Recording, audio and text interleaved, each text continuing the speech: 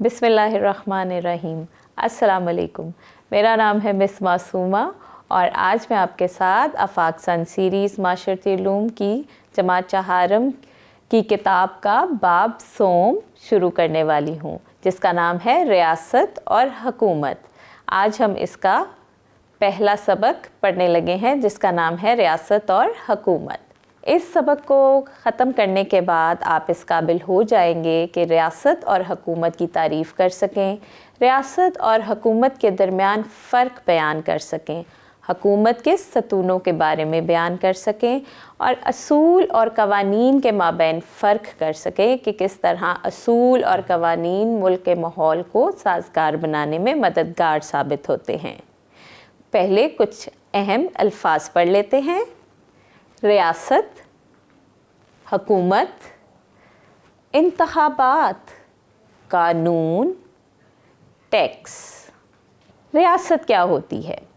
ऐसा मखसूस इलाका जो इंसानों की आबादी पर मुश्तमिल हो और बैरूनी दबाव के असर का शिकार ना हो, जहाँ एक ऐसी हुकूमत जो खुद मुख्तार हो और जिसका अपना इक़्तिदार आला हो, रियासत कहलाता है।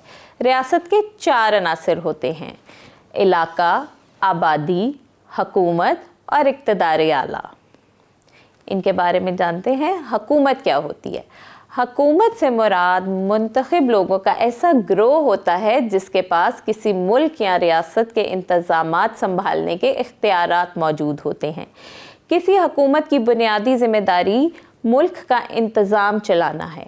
इसके अलावा हुकूमत मुख्तलिफ असूल और कवानीन बनाती है और उन पर अमल दरामद को यकीनी बनाती है। रियासत और हुकूमत में फ़र्क। रियासत और हुकूमत में कुछ फ़र्क होता है। आइए जानते हैं क्या फ़र्क होता है। रियासत के 4 अनासर होते हैं, जिसमें एक अंसर हुकूमत है। मखसूस जोग्राफियाई इलाके की वजह से रियासत की हैसियत मुस्तकिल होती है। मिसाल के तौर पर पाकिस्तान एक आज़ाद रियासत है जो 1947 में कायम हुई और आज भी एक आज़ाद रियासत के तौर पर मौजूद है, जबकि हुकूमत आर्जी होती है। मुल्क में होने वाले आम इंतखाबात के बाद हुकूमत तब्दील हो जाती है। किसी रियासत में आबाद तमाम लोग उसके शहरी होते हैं, लेकिन ये अफराद हुकूमत का हिस्सा नहीं होते। हुकूमती फ़राइज़ सरअंजाम देने के लिए तमाम लोगों में से चंद ज़िम्मेदार अफराद को मुंतखब किया जाता है। हुकूमत और उसके सतून क्या होते हैं? हुकूमत के सतून मुकन्नना होता है। मुकन्नना वो सतून है जो कवानीन बनाती है। फिर इंतज़ामिया होता है। इंतज़ामिया कवानीन को नाफिज करवाती है और कानून की तशरीह करके अदलिया इंसाफ फराहम करती है। ये 3 हुकूमत के सतून हैं: मुकन्नना, इंतज़ामिया और अदलिया। अब इनके बारे में थोड़ा थोड़ा जानते हैं। हुकूमत के ये 3, मुकन्नना, इंतज़ामिया और अदलिया। मुकन्नना को हम लेजिस्लेटर भी कहते हैं, इंतज़ामिया को हम एग्जीक्यूटिव और अदलिया को जुडिशरी कहते हैं। वफाकी हुकूमत में सदर आता है। सदर के नीचे कौमी असम्बली और सेनेट होती है।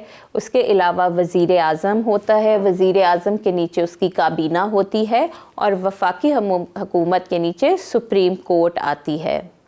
इसी तरह सूबाई हुकूमत, गवर्नर आते हैं। गवर्नर के नीचे सूबाई मुकन्नना, सूबाई इंतज़ामिया और अदलिया आती हैं।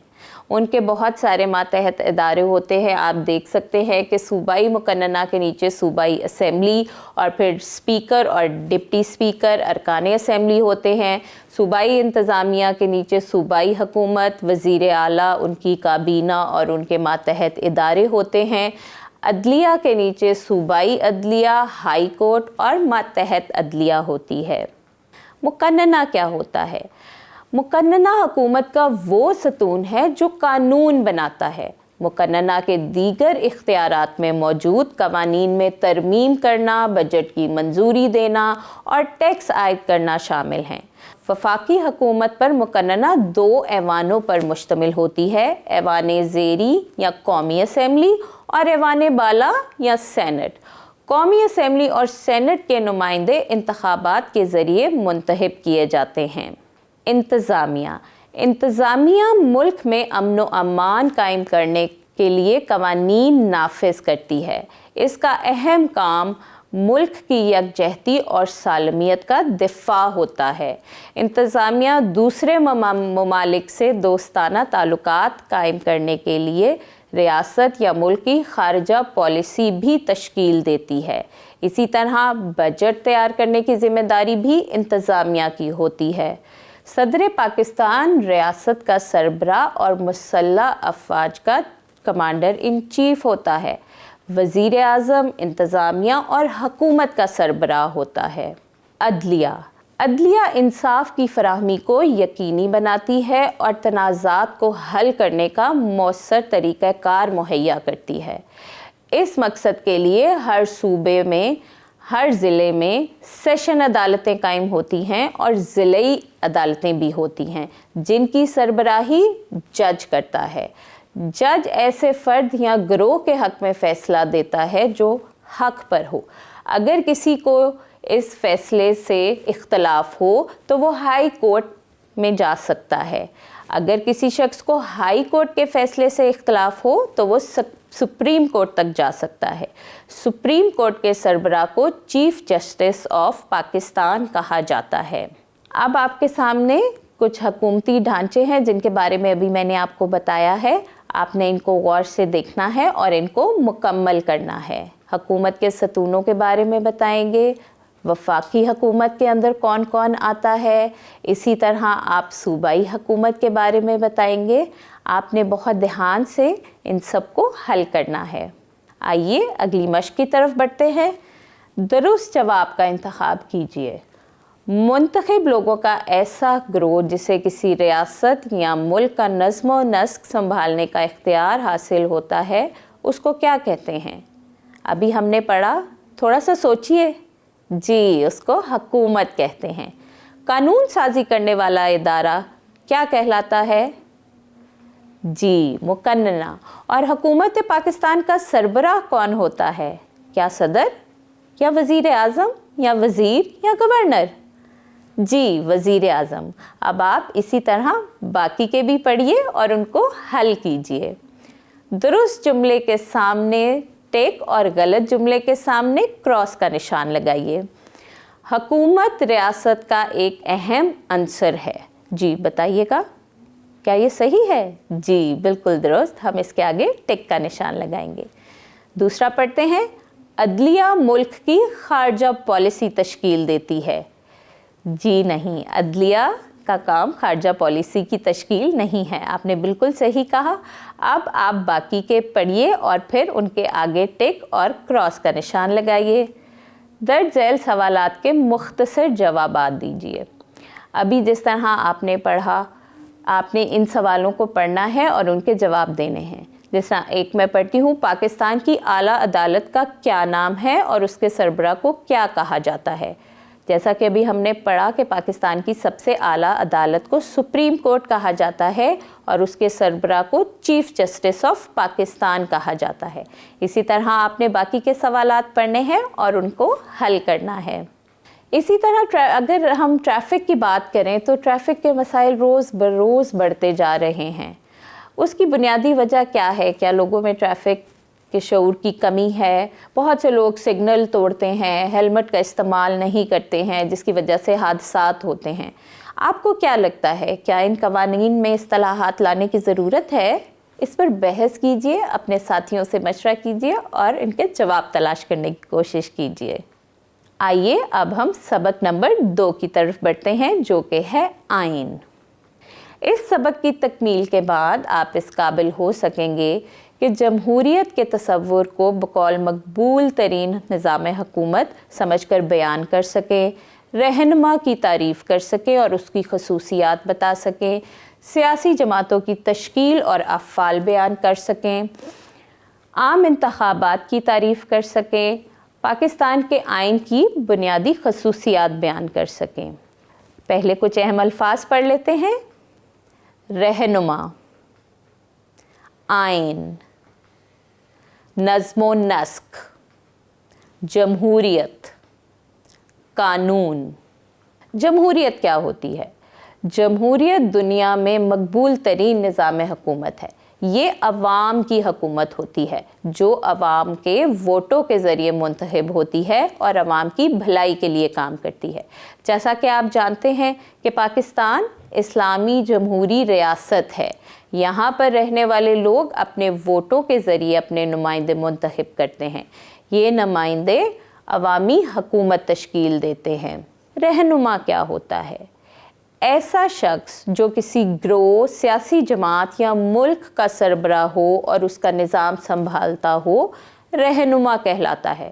جمہوری نظام حکومت میں ایک رہنما کا کردار بہت اہم ہوتا ہے۔ رہنما کی کچھ خصوصیات بھی ہوتی ہیں، آئیے ان کے بارے میں جانتے ہیں۔ رہنما ہمیشہ لوگوں کی مشکلات اور مسائل کو سمجھتا ہے اور انہیں حل کرنے کی کوشش کرتا ہے۔ ملک اور لوگوں کی بہتری کے لیے قابل عمل منصوبے بناتا ہے۔ اس کے علاوہ وہ اپنی پوری ٹیم کو ساتھ لے کر چلتا ہے۔ اب سیاسی جماعتوں کی کچھ ساخت اور افعال کے بارے میں جانتے ہیں۔ سیاسی جماعت ایسے افراد پر مشتمل ہوتی ہے جو ملکی معاملات کے بارے میں ایک جیسا نقطۂ نظر رکھتے ہیں اور حکومت بنانے کے لیے اکٹھے ہوتے ہیں۔ ہر سیاسی جماعت کا خاص منشور یا خاص مقاصد ہوتے ہیں جن کے حصول کے لیے وہ حکومت حاصل کرنے کی کوشش کرتے ہیں۔ آل انڈیا مسلم لیگ برِ صغیر کے مسلمانوں کی ایک سیاسی جماعت تھی۔ قائد اعظم نے مسلم لیگ کے پلیٹ فارم سے تحریک پاکستان کو فعال بنایا اور اس طرح ایک الگ مسلم ملک حاصل کرنے میں کامیابی حاصل کی۔ عام انتخابات کے بارے میں آپ سب جانتے ہی ہوں گے۔ پاکستان میں عام انتخابات ہر 5 سال کے بعد منعقد کیے جاتے ہیں۔ اس میں لوگ اپنے ووٹ کا حق استعمال کرتے ہوئے اپنے نمائندے منتخب کرتے ہیں۔ پاکستان میں انتخابات منعقد کروانے کی ذمہ داری الیکشن کمیشن آف پاکستان کی ہے۔ چیف الیکشن کمشنر اس ادارے کا سربراہ ہوتا ہے۔ اب آئین کے بارے میں پڑھتے ہیں۔ آئین کیا ہوتا ہے؟ ہر ملک کا نظام خاص اصولوں اور قوانین کے مطابق چلتا ہے۔ بنیادی اصولوں اور قوانین کا وہ مجموعہ جس کے مطابق ملک کا نظم و نسق چلایا جاتا ہے اس کو آئین یا دستور کہتے ہیں۔ آئین کسی بھی ملک کا سب سے اعلیٰ قانون ہوتا ہے۔ یہ حکومتی معاملات کے اصول وضع کرتا ہے۔ مثال کے طور پر آئین پارلیمنٹ کو تشکیل دینے کا طریقہ کار بتاتا ہے اور اسے قانون بنانے کے اختیارات دیتا ہے۔ یہ ملک میں ہائی کورٹوں اور سپریم کورٹوں کی تشکیل کرتا ہے۔ آئین لوگوں کے حقوق کی بھی وضاحت کرتا ہے۔ پاکستان کا موجودہ آئین 1973 میں نافذ کیا گیا۔ اس آئین کی چند بنیادی خصوصیات کے بارے میں جانتے ہیں۔ تمام کائنات پر اللہ تعالیٰ کی حاکمیت ہے اور ہر قانون قرآن و سنت کے مطابق بنایا جائے گا۔ ملک کا نام اسلامی جمہوریہ پاکستان ہے۔ ملک کا مذہب اسلام ہے۔ ملک کے صدر اور وزیر اعظم کا مسلمان ہونا لازمی ہے۔ تمام شہریوں کو بنیادی انسانی حقوق حاصل ہیں۔ شہریوں کے چند حقوق جو میں آپ کے ساتھ شیئر کرنا چاہتی ہوں: آزادی اور زندگی کا حق، تعلیم کا حق، ووٹ ڈالنے کا حق، جائیداد کی خرید و فروخت کا حق، اس کے علاوہ غیر قانونی گرفتاری اور سزا سے تحفظ کا حق، تجارت کرنے، کوئی بھی کاروبار اور پیشہ اپنانے کا حق، یہ سب ہم شہریوں کے حقوق ہیں۔ اس کے علاوہ شہریوں کی کچھ ذمہ داریاں بھی ہوتی ہیں، جیسا کہ دوسروں کے حقوق، عقائد اور آراء کا احترام کرنا، قوانین کا احترام کرنا اور ان کی پابندی کرنا، ضرورت پڑنے پر ملک کا دفاع کرنا، عوامی املاک کا خیال رکھنا، اپنے کام اور فرائض سے مخلص ہونا اور باقاعدگی سے ٹیکس ادا کرنا، یہ سب ہم شہریوں کی اہم ذمہ داریاں ہیں۔ آئیے مشق کی جانب بڑھتے ہیں۔ خالی جگہ پر کیجیے۔ دنیا کا مقبول ترین نظام حکومت ڈیش ہے۔ جی، جیسا کہ ابھی آپ نے پڑھا، بالکل صحیح، جمہوریت ہے۔ پاکستان ایک ڈیش جمہوری ریاست ہے۔ کون سی جمہوری ریاست ہے پاکستان؟ بتا سکتے ہیں آپ؟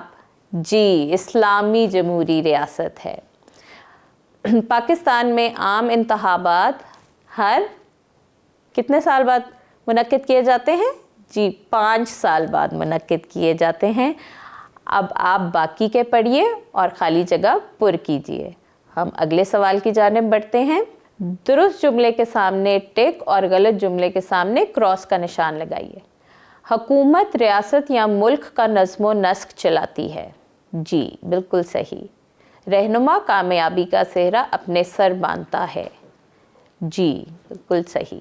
الیکشن کمیشن آف پاکستان کے سربراہ کو چیف جسٹس کہا جاتا ہے۔ اب یہ آپ بتائیں گے کہ یہ صحیح ہے یا غلط ہے۔ اسی طرح آپ باقی کے بھی پڑھیے اور ان کے آگے ٹک یا کراس کا نشان لگائیے۔ مختصر جوابات دیجیے۔ یہاں پر 5 سوالات ہیں، آپ نے ہر سوال کو پڑھنا ہے اور ان کا مختصر جواب دینا ہے۔ جیسے میں ایک پڑھ دیتی ہوں، پاکستانی شہری کی حیثیت سے اپنے 2 فرائض لکھیں۔ جس طرح ہم سب کا فرض کیا ہے کہ ہم اپنے ملک کا دفاع کریں، ضرورت پڑنے پر اپنے ملک کا دفاع کریں۔ اس کے علاوہ ہم ملک کے قوانین پر عمل کریں۔ یہ سب پاکستانی شہری ہونے کی حیثیت سے ہمارے فرض ہیں۔ اس کے علاوہ آپ نے اچھے رہنما کی کوئی سی 3 خصوصیات لکھنی ہیں۔ ٹھیک ہے، یہ کام آپ اپنے گھر میں اپنے دوستوں کے ساتھ یا اپنی ہم جماعتوں کے ساتھ کیجئے۔ مجھے امید ہے آپ کو سمجھ آ گئی ہوگی۔ آپ کا بہت شکریہ۔ جزاکم اللہ خیراً۔